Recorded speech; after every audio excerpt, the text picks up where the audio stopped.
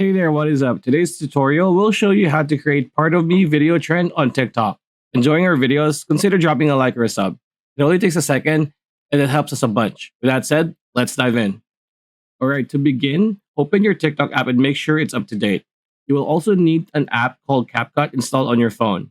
This app is available on the Apple App Store or Google Play Store. On TikTok, tap on search and type in part of me CapCut.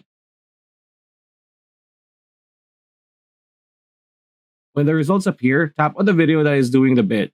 As you can see here, there are many TikToks that are doing this trend.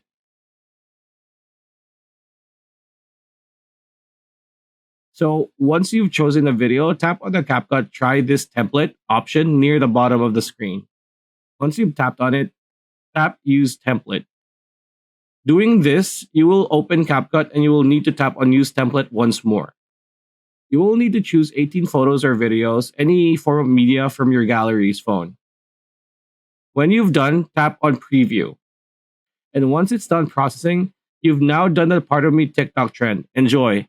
Like, comment, share, subscribe, ring that bell icon, and we'll see you on the next video.